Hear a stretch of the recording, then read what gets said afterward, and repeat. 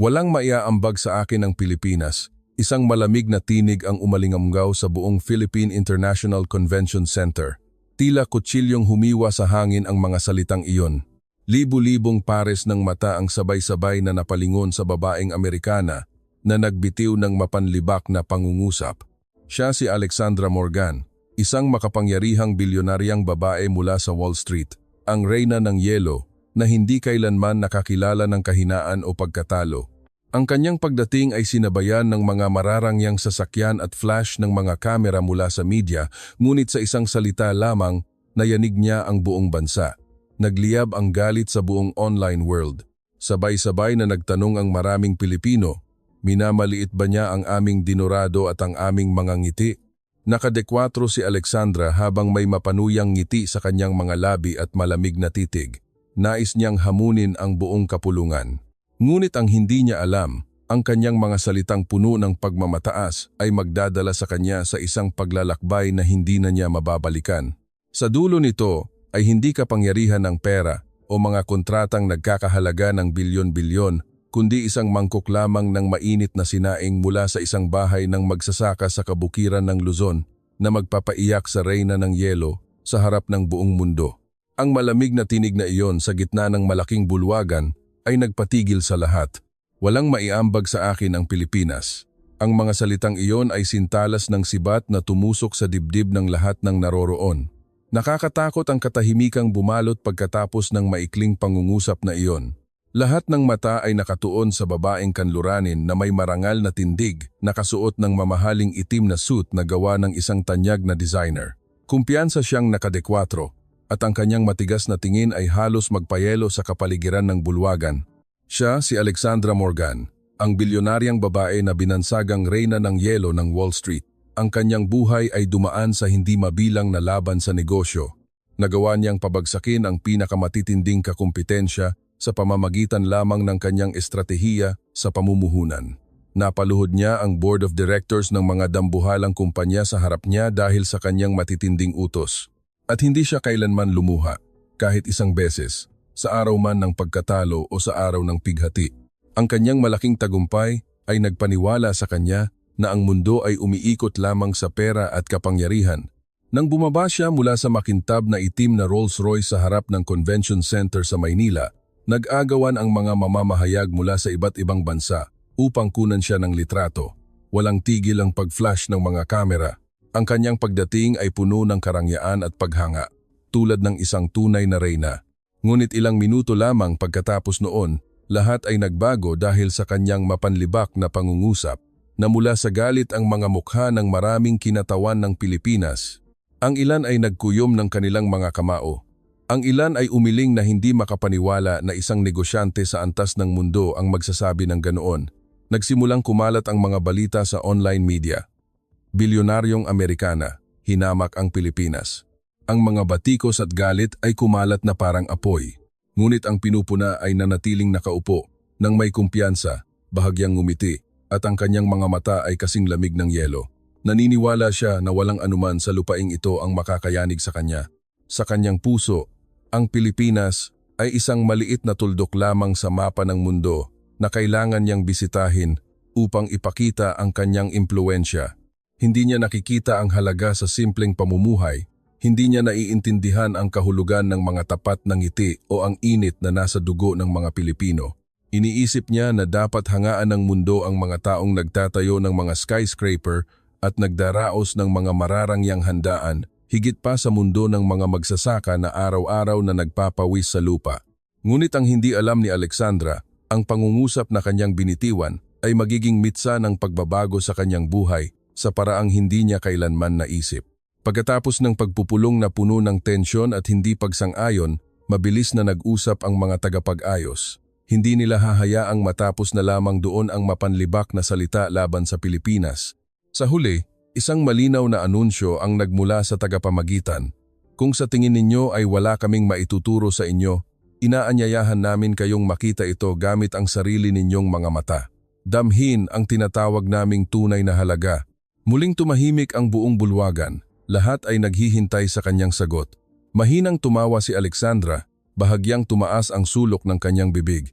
Sige, Ipakita ninyo sa akin. Gusto ko ring malaman kung ano ang magagawa sa akin ng kanin at ngiti ninyo. Ang kanyang tugon ay puno ng pang-aalipusta at paghamon, na para bang siya ang nagtatakda ng laro. Nang gabing iyon, ang convoy ng mga mararangyang sasakyan ay umalis sa sentro ng Maynila, dumaan sa mga skyscraper, sa mga modernong shopping district, unti-unting iniiwan ang pagiging abala ng lungsod at tinahak ang mahabang highway patungo sa mga palayan ng gitnang Luzon. Mula sa loob ng Rolls-Royce na may salaming hindi tinatablan ng ingay, pinagmasdan ni Alexandra ang tanawin na lubos na naiiba. Luntiang palayan hanggang sa abot ng tanaw, maliliit na kubo na nakatago sa likod ng mga puno ng niyog, mga batang naglalaro sa gilid ng kalsada na may mga inosenteng ngiti.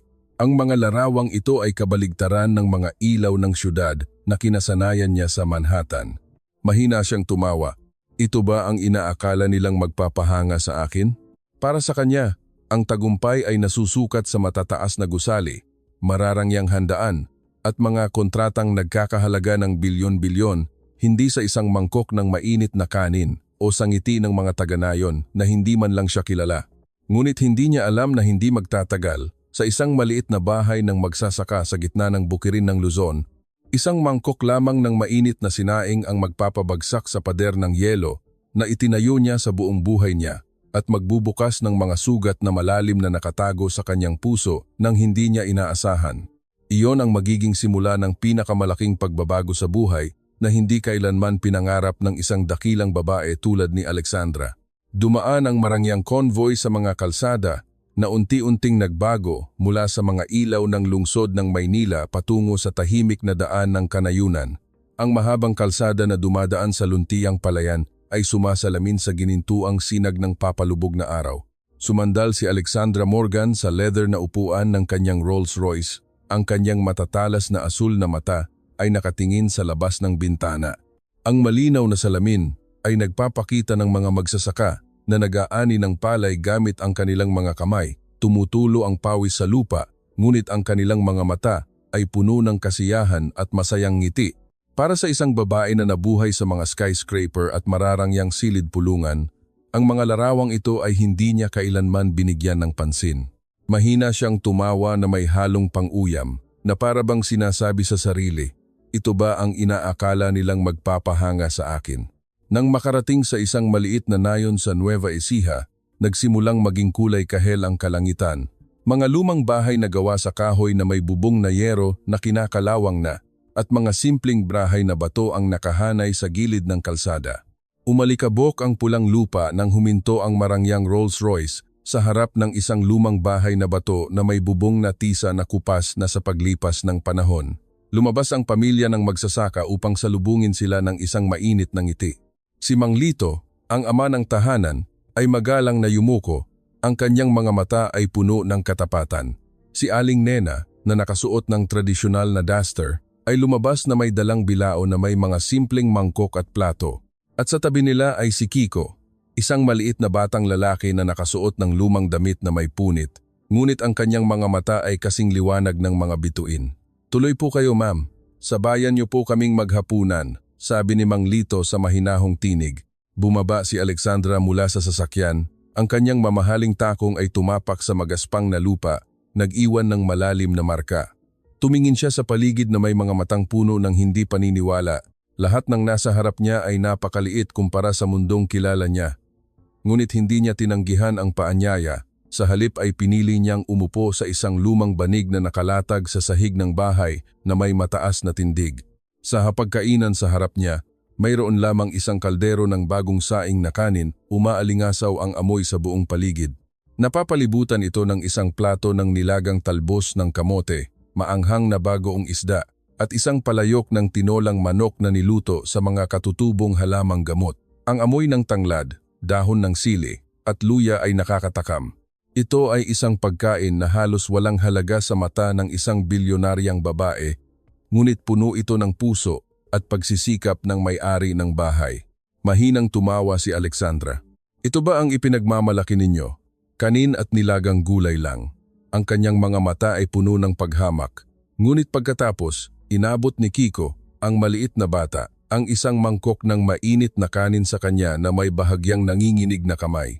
Tita, Kain na po kayo? Pwede naman po bukas na lang yung sa akin. Ang tinig na iyon ay inosente ngunit puno ng katapatan. Huminto ang oras sa sandaling iyon. Natigilan si Alexandra. Ang kanyang mga mata ay nakatuon sa mga mata ng bata. Mga matang walang pagkalkula, walang interes, kahit takot ay wala. Mayroon lamang kabutihang loob na nagmumula sa isang dalisay na puso. Ang mabangong amoy ng mainit na kanin ay pumasok sa kanyang ilong. Hindi niya namalayan na ang kanyang malamig at matigas na puso ay nagsimulang manginig. Bumalik sa kanyang isipan ang mga alaala ng nakaraan. Naalala niya ang kanyang pagkabata sa isang lumang bahay na kahoy sa kanayunan ng Kentucky. Ang araw na kumain siya ng tuyong tinapay at gatas na may tubig kasama ang kanyang mga magulang at ang tinig ng kanyang ama na umaalingaw-ngaw pa rin sa kanyang isipan, anak. Maraming nabibili ang pera, ngunit hindi nito mabibili ang kabaitan. Bigla, sumabog ang mga damdaming matagal na niyang kinikimkim. Nagsimulang manlabo ang kanyang mga mata dahil sa luha. Ang mga kamay na dating pumipirma sa mga kontratang nagkakahalaga ng bilyon-bilyon ay nanginginig na parang isang maliit na bata. Isang patak ng luha ang tumulo sa mangkok ng kanin na inabot ng bata na parabang binubura ang pagmamataas na dinala niya sa buong buhay niya. Natahimik ang lahat sa paligid ng mesa. Hindi sila makapaniwala sa kanilang nakikita na ang babaeng binansagang reyna ng yelo ay umiiyak dahil lamang sa isang ordinaryong mangkok ng kanin. Ngunit para kay Alexandra, hindi ito ordinaryong kanin. Ito ay isang paalala na dati siyang isang tao na nakakakilala ng init at pagmamahal. Tinaas niya ang kutsara at sumubo ng kanin. Ang matamis at malambot na lasa ng sinaing ay iba sa mga mararangyang pagkain na kinain niya sa mga Michelin-starred na restaurant. Ang pagiging simple nito ay nagparamdam sa kanya ng pagod, pawis, at pagmamahal ng mga taong nagtanim nito. Ang tamis ng butil ng palay na hinaluan ng kanyang mga luha ay nagpalalim sa lasa nito. Ipinikit niya ang kanyang mga mata at sa kanyang isipan, nakita niya ang kanyang ama na nakaupo sa tabi niya sa kanilang lumang bahay na kahoy sa Kentucky. Ang magaspang na kamay nito ay nakapatong sa kanyang balikat kasama ang mga aral na matagal na niyang kinalimutan. Noong panahong iyon, bata pa siya para maintindihan, ngunit ngayon, ang mga salitang iyon ay parang isang propesiya na bumalik upang baguhin ang kanyang buhay. Tumingin siya kay Kiko, ang batang nakangiti ng walang kamuwang-muwang. Ang kanyang tinig ay umaalingaw-ngaw pa rin sa kanyang isipan. Maaaring kaunti lang ang kanin, ngunit ang kabaitan ay hindi nauubos. Ang mga salitang iyon ay tumagos sa matigas na baluti na itinayo niya sa paligid ng kanyang sarili, tulad ng isang martilyo na bumasag sa pader ng yelo. Huminggulgol si Alexandra ng walang kahihiyan. Ang mga luha ay dumadaloy sa kanyang mga pisngi. Ibinaba niya ang kanyang mukha na parang isang taong sumuko sa isang katotohanan na mas malaki kaysa sa pera at kapangyarihan. Lahat sa silid ay tahimik. Nagkatinginan sina Mang Lito at Aling Nena ng tahimik. Walang sinabi. Tanging mga mata na puno ng pag-unawa at kahinahunan. Nang gabing iyon, pinili ni Alexandra na manatili sa maliit na bahay na iyon sa halip na bumalik sa Marangyang Hotel sa Maynila. Ang kanyang silid-tulugan ay mayroon lamang isang lumang banig at isang unan na gawa sa koton, ngunit mas mainit ito kaysa sa mga mararangyang suite na tinulugan niya sa buong buhay niya. Inabutan siya ni Kiko ng isang manipis na kumot. "Tita, gamitin niyo po ito, baka ginawin kayo." Ang maliit na kabaitang iyon ay naging pinakadakilang bagay para sa kanya. Nang gabing iyon, ang tunog ng mga kuliglig, ang paghihip ng hangin sa malawak na bukirin, at ang mabangong amoy ng basang lupa pagkatapos ng ulan ay tumagos sa puso ng babaeng dating naniniwala na siya ang pinakamalakas sa mundo. Nakatulog siya na may luha sa mga mata, ngunit ito ay mga luha na nagparamdam sa kanya ng gaan sa loob ng maraming dekada. Kinaumagahan, dahan-dahang pumasok ang unang sinag ng araw sa mga siwang ng dingding ng lumang bahay na kahoy. Ang ginintuang liwanag ay tumama sa mukha ni Alexandra Morgan. Nagising siya sa amoy ng usok mula sa kalan na sinisindihan ni Aling Nena para sa almusal. Ang tilaok ng mga manok ay kasabay ng tawanan ng mga batang naglalaro sa bakuran. Bumangon siya mula sa lumang banig na nakalatag sa sahig. Isang kakaibang pakiramdam ang bumalot sa kanyang puso na parabang kagabi ay hinubad niya ang baluti ng yelo na suot niya sa buong buhay niya. Lumabas siya sa beranda. Ang hangin ng umaga ay nagdala ng mabangong amoy ng mga luntiang palay. Ang tunog ng mga kuliglig ay patuloy na umaalingaw-ngaw. na parang isang awit ng buhay na kinasanayan na ng mga taga-nayon.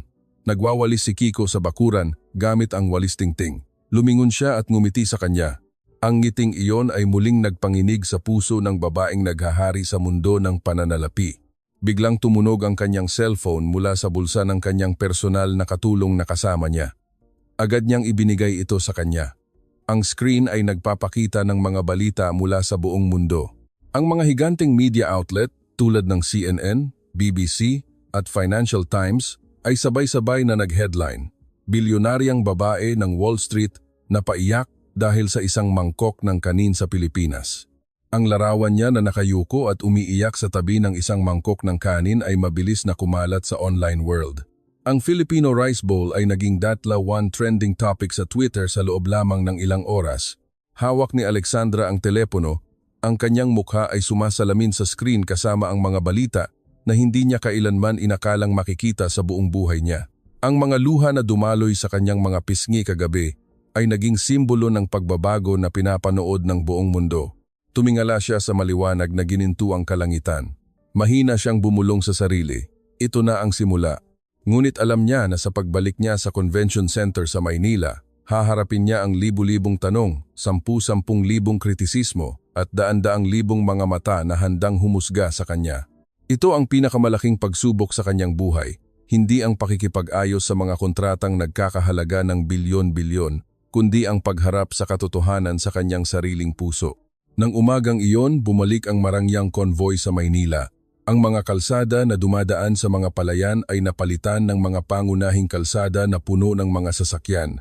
Ang pagiging abala ng lungsod ay pumalit sa katahimikan ng kanayunan. Ngunit sa puso ni Alexandra, hindi na pareho ang lahat. Hindi na siya ang babaeng malamig tulad kahapon, kundi isang babae na natuklasan ang tunay na pagkatao sa kanyang sarili. Pagdating sa Philippine International Convention Center, daan-daang mamamahayag ang nag-aabang. Ang mga kamera ay nakatutok sa Rolls-Royce. Sabay-sabay na nagtanong ang mga reporter, "Totoo bang umiyak ka? Binago ka ba ng mangkok na iyon ng kanin? Hihingi ka ba ng tawad sa Pilipinas?" Bumaba si Alexandra mula sa kotse, nakasuot ng simpleng puting suit. Ang kanyang mukha ay may mga bakas pa ng pagod at ang kanyang mga mata ay namumula dahil sa pag-iyak kagabi. Ngunit sa pagkakataong ito, ang kanyang tingin ay hindi na matigas, kundi puno ng determinasyon. Naglakad siya diretso sa bulwagan sa gitna ng walang tigil na pag-flash ng mga kamera. Nang tumayo siya sa podium, tumahimik ang bulwagan na parabang lahat ay huminto sa paghinga upang maghintay sa kanyang sasabihin. Hinawakan niya ang mikropono na may bahagyang nanginginig na kamay, huminga ng malalim at sinabi ang unang pangungusap na nagpayanig sa buong silid. "Kahapon, sinabi ko na walang maiaambag sa akin ang Pilipinas. Nagkamali ako." Agad na umugong ang bulungan, ngunit itinaas niya ang kanyang kamay upang humingi ng katahimikan at nagpatuloy sa isang matatag na tinig sa loob ng maraming dekada. "Naniniwala ako na ang pinakamalakas na bagay ay pera, kapangyarihan, at ang kakayahang payukuin ng iba. Ngunit kagabi, isang mangkok ng kanin mula sa isang pamilya ng magsasaka sa Nueva Ecija ang nagturo sa akin na ang tunay na lakas ng tao ay wala sa pera, kundi sa isang pusong marunong magbahagi." Nanginginig ang kanyang tinig nang banggitin niya si Kiko, ang batang nag-alay ng kanyang mangkok ng kanin sa kanya. "Hindi ako kilala ng maliit na batang iyon, hindi niya alam kung ilang bilyon ang pera ko, ngunit ibinigay niya sa akin ang mangkok ng kanin na may ngiti at sinabing, 'Maaaring kaunti lang ang kanin, ngunit ang kabaitan ay hindi nauubos.'" Ang mga salitang iyon ay nagpaiyak sa akin dahil ipinakita nito sa akin ang isang katotohanan na matagal ko nang kinalimutan.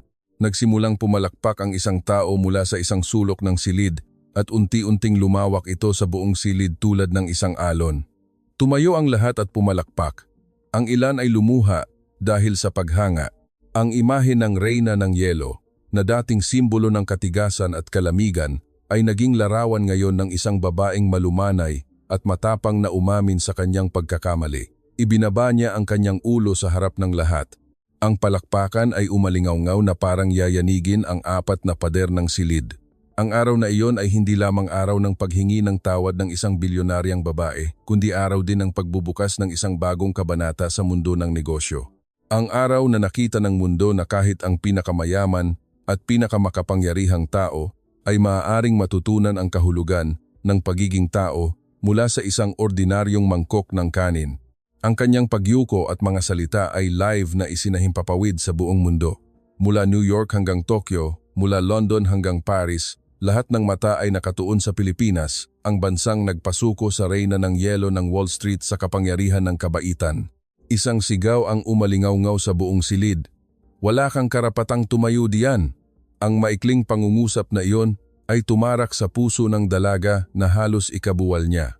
Ang mga mata ng mga tao sa paligid na nakatingin sa kanya na may kasamang tawa ay nagpabigat sa kapaligiran. Ngunit pinili niyang hindi tumakas. Hindi dahil hindi siya natatakot, kundi dahil alam niyang kung susuko siya ngayon, lahat ng pinaghirapan niya ay maglalaho. Sa loob niya, mayroon lamang katahimikan. Sa labas, may mga bulungan, tsismisan na puno ng pangiinsulto at paghamak. Itinuwid niya ang kanyang sarili, huminga ng malalim, at sinubukang tipunin ang lahat ng lakas mula sa lahat ng kanyang pinagdaanan. Ang buhay na minsan nang binaliwala, ang pakikipaglaban sa kahirapan, ang pagtitiis sa gitna ng baha ng mga salita at pang-iinsulto na narinig niya sa buong buhay niya. Ang mga salitang iyon ang naging dahilan upang hindi siya sumuko. Tumingin siya sa isang lalaki na nakaupo sa isang sulok ng silid. Siya ang may pinakamataas na kapangyarihan sa pangyayaring iyon. Ang kanyang mukha ay walang emosyon, ngunit ang kanyang mga mata ay may pahiwatig ng paghamon na para bang hinihintay niyang bumagsak siya o tumayo bilang isang nagwagi. At iyon mismo ang nagtulak sa kanya na magpasya na hindi na niya hahayaang yurakan ang kanyang dangal. Biglang nagbago ang kapaligiran sa bulwagan nang humakbang siya pasulong. Bawat hakbang ay puno ng bigat, ngunit may isang bagay na nagpatahimik sa mga tao kahit sa isang saglit. At sapat na iyon para sa kanya upang magsalita. Kung sa tingin ninyo ay wala akong halaga, pagmasdan ninyong mabuti kung paano ko gagawin ang isang bagay na walang sinuman sa inyo ang naglakas loob na gawin. Ang mga salitang iyon ay nagpatahimik sa tawanan na dating umalingaw-ngaw sa silid. Nagsimulang tumingin ang mga tao na may pagtataka at pagkalito. May mga kumunot ang noo, may mga kumagat sa kanilang mga labi dahil natigilan sila sa kanyang matatag na tinig. Bigla, ang katotohanang matagal nang nakatago ay unti-unting lumabas. Inihayag niya ang isang lihim na walang sinuman ang nakakaalam tungkol sa pinagmulan ng kanyang pamilya, ang hirap na kinaharap niya mula pagkabata, ang araw na wala silang maisaing, na kailangan niyang magtrabaho ng husto mula sa murang edad upang tulungan ang kanyang mga magulang na may sakit at tiisin ang pangungutya ng mga tao sa kanilang nayon. Bawat salitang sinabi niya ay isang masakit na katotohanan at habang nagkukuwento siya, lalong tumatahimik ang silid. Nagsimulang marinig ang mga hikbi mula sa ilang sulok. Ang mga dating tumatawa ay yumuko, umiiwas sa kanyang tingin. Nagsimulang mamuo ang pagsisisi sa puso ng marami, habang patuloy siyang nagsasalita na may mga luha na dumadaloy sa kanyang mga pisngi, ngunit ang kanyang puso ay kasing tigas ng bakal. Mula sa kahihiyan, ginawa niya itong lakas. Mula sa sakit, ginawa niya itong sandata. At mula sa paghamak, ginawa niya itong apoy ng pag-asa na susunog sa lahat ng kawalang katarungan na humahadlang sa kanya. Dahan-dahang tumayo ang lalaki sa sulok. Ang kanyang mga mata ay hindi na malamig, kundi puno ng paghanga. Dahan-dahan siyang lumakad at huminto sa harap niya, bago sabihin ang isang pangungusap na halos magpatigil sa paghinga ng lahat. Ngayon, ipinakita mo sa akin na ang kadakilaan ay hindi nasusukat sa yaman o pangalan, kundi sa isang pusong hindi kailanman sumusuko. Isang malakas na palakpakan ang umalingaw-ngaw sa buong bulwagan, tulad ng isang kidlat na tumama sa puso ng lahat. Ang mga taong dating tumatawa ay ngayon ay nakatayo at pumapalakpak sa kanyang katapangan. Ang mga luha na una niyang iniyak ay dahil sa sakit, ngunit ngayon, ito ay mga luha ng tagumpay, dahil ang buong katotohanan ay hindi pa nagtatapos. Ang kanyang inihayag ay isang bahagi lamang. Sa likod ng mga eksena, mayroon pang isang anino na handang sirain ang lahat ng kanyang itinayo. Ang tunay na hamon ay naghihintay, at ang tunay na kaaway ay nagsisimula pa lamang magpakita. Ang palakpakan ay patuloy na umaalingaw-ngaw sa malaking bulwagan, ngunit sa gitna ng tagumpay na tila nakamit na, isang madilim na anino ang dahan-dahang gumagapang. Isang tao sa likuran ang lihim na nagpadala ng isang matalim na tingin sa dalaga na para bang sinasabing hindi pa tapos ang laro. At iyon ang simula ng katotohanang malapit ng mabunyag. Nang nagsimulang huminahon ang sitwasyon, Isang tinig ang biglang umalingaw-ngaw. Huwag kang masyadong magdiwang. Hindi mo pa napatutunayan na karapat-dapat ka talaga. Ang pangungusap na ito ay sinamahan ng isang malamig na tawa na nagpalingon sa lahat. Isang matangkad na lalaki na nakasuot ng mamahaling suit ang lumabas mula sa anino. Siya ang tunay na may impluensya, ang taong nasa likod ng lahat ng mga pangyayari na nagdulot sa kanya ng pang-aalipusta at pang-aapi. Ang kanyang mga mata ay puno ng pagmamataas at kayabangan. Ngumiti siya na para bang nakatingin sa isang biktima na desperadong nagpupumiglas. Ang iyong kwento ay maaaring nakabagbag damdamin sa kanila, ngunit para sa akin, ito ay walang halaga. Ang mga salitang iyon ay tumusok na parang isang matalim na kutsilyo sa kanyang puso. Nakatayo lang doon ang dalaga, alam na ang tunay na kalaban ay nagpakita na. Huminga siya ng malalim, sinusubukang kontrolin ang takot at galit na namumuo sa loob niya. Bumalik sa kanyang isipan ang nakaraan, ang araw na winasak ang kanyang pamilya, ang araw na nalugi ang kanyang ama dahil sa panloloko, ang araw na umiyak ang kanyang ina dahil sa kawalang katarungan. At ang lalaking nasa harap niya ang nasa likod ng lahat ng iyon. Ang bulwagan na dating puno ng palakpakan ay naging tahimik. Nagsimulang makaramdam ang mga tao na may mali, may mga nagbulungan, may mga yumuko, hindi naglakas loob na tumingin sa madilim na anino na bumabalot sa kanya. Sa tingin mo ba, mababago ng ilang salita ang lahat? Sabi niya sa isang mababa at malamig na tinig. Ang mundong ito ay hindi para sa mga taong magaling magsalita, kundi para sa mga taong may kapangyarihan, at ang kapangyarihang iyon ay nasa aking mga kamay. Tiningnan siya ng dalaga sa mata ng walang takot. Maaring nasa iyo ang kapangyarihan ngayon, ngunit bukas, ang katotohanan ang siyang magpapabagsak sa iyo. Bahagyang nanginginig ang kanyang tinig, ngunit puno ito ng katatagan na nagparamdam sa marami ng isang uri ng lakas.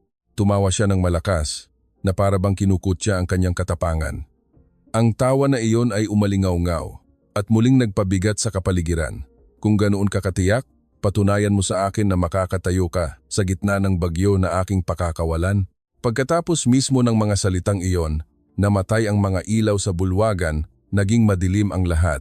Umalingaw-ngaw ang mga sigaw ng mga tao. Mayroon lamang mga mabibigat na yapak na naririnig mula sa isang sulok na para bang may isang taong lumalabas upang simulan ang isang bagong laro. Nang bumalik ang liwanag, ang lumitaw sa harap ay isang tumpok ng ebidensya, mga dokumento, litrato at mga recording na inihagis sa gitna ng silid upang ilantad ang dalaga sa harap ng lahat. Agad na umugong ang bulungan. Lahat ng mga mata ay napatingin sa kanya na may pagtataka at pagkalito. Ngunit sa halip na mataranta o matakot, yumuko siya at pinulot ang mga dokumento na may matatag na kamay at dahan-dahang itinaas sa harap ng lahat. Ito ba ang inaakala mong sisira sa akin? Sabi niya sa isang mahinahon, ngunit mapanghamong tinig. Binuklat niya ang mga dokumento isa-isa. Inilalantad ang katotohanang matagal ng binaluktot. Bawat piraso ng ebidensya na dinala niya ay hindi para sisihin siya, kundi para patunayan na ang lahat ng kawalang katarungan ay nangyari dahil sa kanyang mga gawa. Nagulat ang mga tao sa bulwagan. Marami ang tumayo dahil sa hindi paniniwala sa kanilang nakikita. Umalingaw-ngaw ang ingay, ngunit nanatiling matatag ang dalaga. May mga luha sa kanyang mga mata, hindi dahil sa kahinaan, kundi dahil sa ginhawa na sa wakas ay lumalabas na ang katotohanan. Nagsimulang magpakita ng pagkainis ang lalaki. Ang kanyang mukha ay nagbago mula sa kumpiyansa tungo sa galit. Sumigaw siya ng malakas, "Tigil!" Walang sinuman ang may karapatang maniwala sa kanya. Ngunit ang kanyang tinig ay natabunan ng mga sigaw ng mga taong nagsimulang humingi ng katarungan. Ang bulwagan na dating puno ng takot ay naging entablado ng katotohanan. Nagsimulang magkaisa ang mga tao, tumayo sa tabi ng dalaga. Ang mga sigaw ng suporta ay umalingaw-ngaw hanggang sa ang lalaki ay napilitang umatras. Tumingin ang dalaga sa lahat na may mga matang puno ng pag-asa.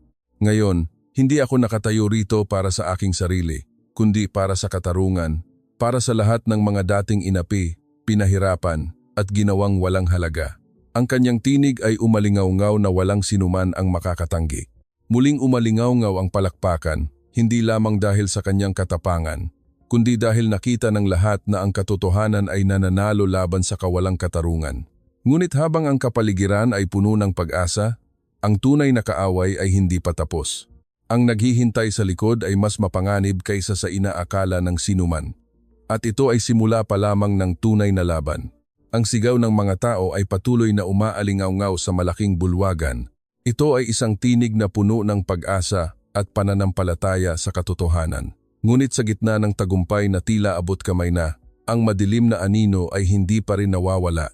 Ang makapangyarihang lalaki na nalantad ay nagkuyom ng kanyang mga kamao. Ang kanyang mukha ay puno ng galit at kahihiyan. Hindi niya kailanman inakala na isang ordinaryong babae ang maglalakas loob na labanan siya ng ganito. Sa tingin mo ba nanalo ka na? Sabi niya habang nagnangalit ang kanyang mga ngipin, ang kanyang tinig ay puno ng poot. Simula pa lang ito. Bigla, bumukas ng malakas ang mabigat na pinto sa dulo ng silid. Pumasok ang ilang mga lalaki na nakaitim na suit. Ang kanilang mga mata ay kasing lamig ng bakal. Ang amoy ng kapangyarihan at pagbabanta ay kumalat sa buong silid. Natahimik ang lahat. Ang kapaligiran na puno ng pag-asa ay muling naging tensiyonado. Tiningnan ng dalaga ang grupo ng mga lalaking nakaitim. Agad niyang nalaman na ito ang huling barahan ng kanyang kalaban upang tuluyan siyang sirain.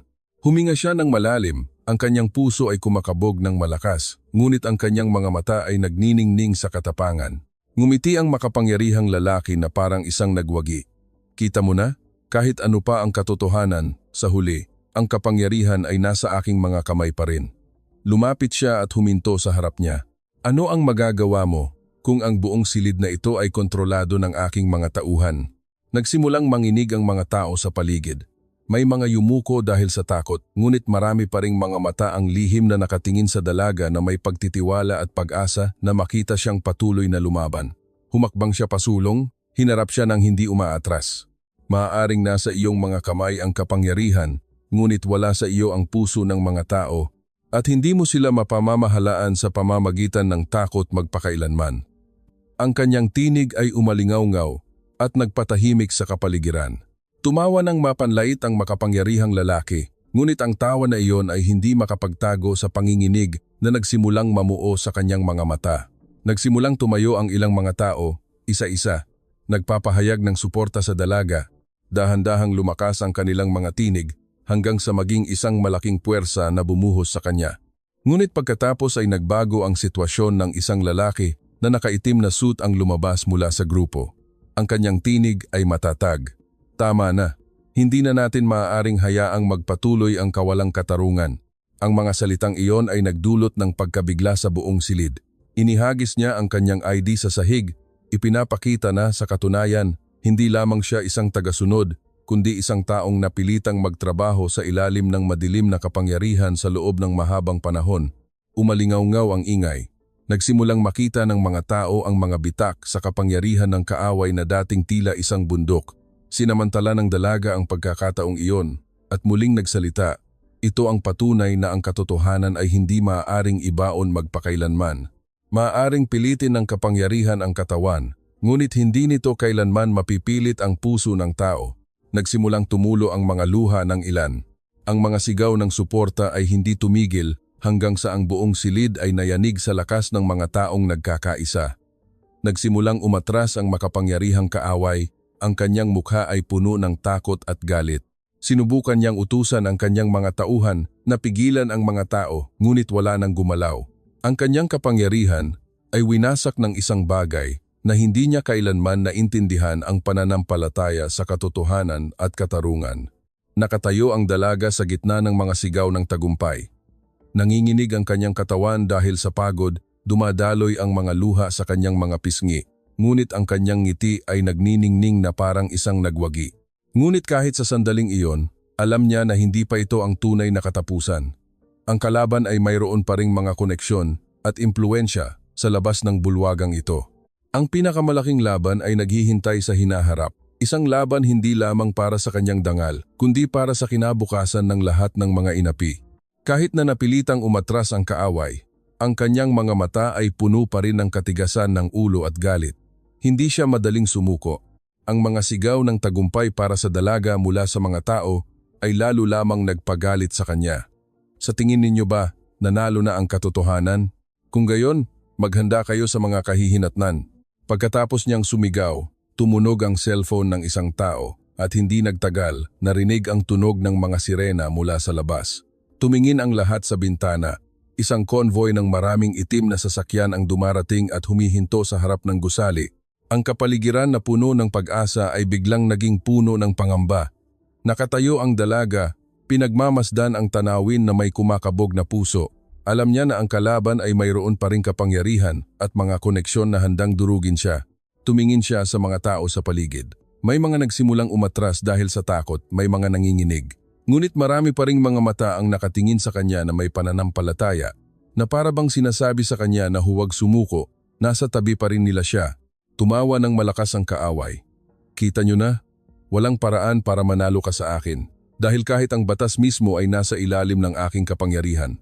Ang kanyang tawa ay umalingaw-ngaw sa buong silid. Kinagat ng dalaga ang kanyang labi, ang dugo sa kanyang katawan ay kumukulo. Lumabas siya sa gitna ng bulwagan. Sumigaw ng malakas, kung ang batas ay binabaluktot ng kapangyarihan ng masasama, kung gayon ngayon, ipapakita natin sa buong bansa na ang katarungan ay hindi nakasalalay sa iilang tao, kundi sa lakas ng mamamayan. Ang kanyang mga salita ay parang isang kidlat na tumama sa puso. Agad na umalingaw-ngaw ang sigawan. May mga kumuha ng kanilang mga telepono upang i-broadcast ng live ang mga pangyayari.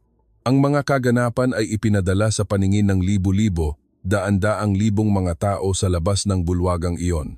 Nakita ng kaaway ang mga larawan sa screen. Nanginginig ang kanyang mga kamay sa galit dahil alam niyang ang laban na ito ay hindi na lamang sa loob ng silid na ito, kundi kumakalat na sa buong lipunan. Lalong lumakas ang mga sigaw ng suporta. Laban lang! Nandito kami sa tabi mo! Huwag kang susuko. Ang mga taong dating natatakot ay tumayo ng sabay-sabay na parang isang pader ng tao na handang protektahan ang dalaga. Sumigaw ang kaaway sa kanyang mga natitirang tauhan na pumasok at ayusin ang sitwasyon. Ngunit nang sila ay humakbang pasulong, ang kanilang mga mata ay puno ng pag-aalinlangan. May mga natigilan, may mga dahan-dahang nagbaba ng kanilang mga kamay dahil ang imahe ng dalaga na nakatayo ng walang takot ay nagpanginig sa kanilang mga puso. Humarap ang dalaga sa kaaway muli. Maaaring mayroon kang pera, may kapangyarihan, ngunit wala sa iyo ang puso ng kahit sino. Ang kanyang tinig ay matatag at mabigat, na para bang nagpapahayag ng isang tagumpay na malapit nang dumating. Ang kapaligiran sa bulwagan ay puno ng sukdulang tensyon, ngunit ito ay isang tensyon na kumakampi sa katarungan. Ang kaaway na dating makapangyarihan ay nakatayo ng mag-isa sa gitna ng mga taong sabay-sabay na lumalaban. Sa sandaling iyon, naramdaman ng lahat na isang malaking pagbabago ang darating. Isang pagbabago na magtatakda kung ang kadiliman o liwanag ang siyang mangingibabaw sa huli.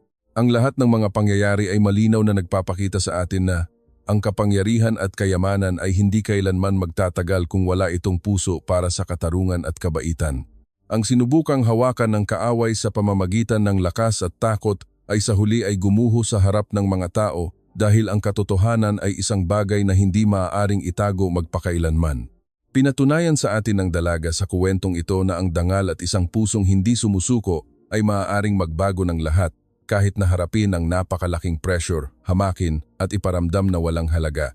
Hanggat mayroong pananampalataya sa kabutihan, katotohanan at katarungan, isang araw, ang isang maliit na tinig na tila walang nakikinig ay maaaring umalingaw-ngaw sa buong lipunan. Ito ay isang aral na maaari nating lahat gamitin sa ating totoong buhay, maging sa trabaho, negosyo o pang-araw-araw na pamumuhay. Ang tunay na kita at tagumpay ay wala sa pananalo, sa pamamagitan ng panlilinlang o pang-aapi sa iba, kundi sa pagbuo ng tiwala at paggalang mula sa puso ng mga tao sa paligid natin. Dahil kapag dumating ang araw na tayo ay bumagsak, walang pera o kapangyarihan ang susuporta sa atin. Tanging ang pagmamahal at pananampalataya mula sa mga tao ang mag-aangat sa atin muli. Naway maging inspirasyon sa inyong lahat ang kuwentong ito, na kahit gaano man tayo hamunin o maliitin, huwag nating hayaang sirain ng takot o pang-iinsulto ang ating mga puso. Magpatuloy tayong lumakad ng may dangal at maniwala na ang katotohanan at kabutihan ang magiging pinakamakapangyarihang sandata na magpoprotekta sa atin sa lahat ng sitwasyon. At kung ngayon, ang kuwentong ito ay nag-alab ng isang bagay sa inyong mga puso, nagpabalik tanaw sa inyong buhay at nagbigay sa inyo ng lakas upang magpatuloy, inaanyayahan ko kayong lahat na i-click ang follow button sa aming channel upang hindi makaligtaan ang mga kuwentong magbibigay ng aliw, damdamin at malalim na aral sa bawat episode. Huwag kalimutang i-like, i-share, at i-comment ang inyong mga nararamdaman dahil ang bawat opinyon ninyo ay nagbibigay sa amin ng inspirasyon upang patuloy na lumikha. Dahil bawat hakbang sa buhay ay isang kwento, at bawat kwento ay may kapangyarihang baguhin ang mundo.